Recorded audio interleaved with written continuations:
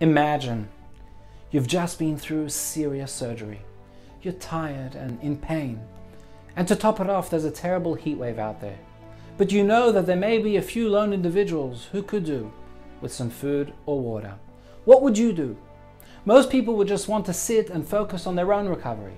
However, in the opening verses of this week's parasha, Vayera, the Torah recounts the famous story where Abraham sat at the entrance of his tent waiting for visitors on a scorching hot day.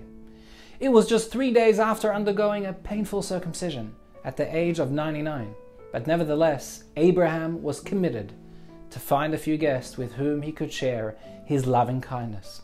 Describing the story, the Torah tells us, quote, "And he saw 3 men standing, and saw and ran towards them." And so many commentaries are bothered by the fact that the verse states that Abraham saw twice. And what they explain is that the first seeing means quite literally, he saw with his eyes, and the second seeing refers to understanding. And I think that this is the essence of what it means to be a Jew. Abraham saw people traveling in the boiling hot sun, and he also understood that they needed help, so he ran to be of assistance. All too often, many people see, but only a few act. Many people see situations that warrant help, where action is required, but only a few individuals take note and act. Ultimately, life presents us with so many scenarios where our input would be invaluable. But unfortunately, all too often, we'd rather stay safe or politically correct. So we reassure ourselves that someone else will speak up, someone else will take the action for us.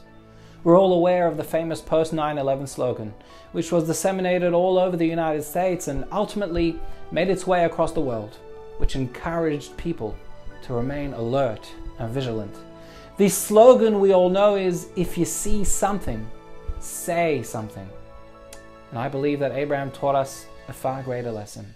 His slogan was, "If you see something, don't just say something, but do something."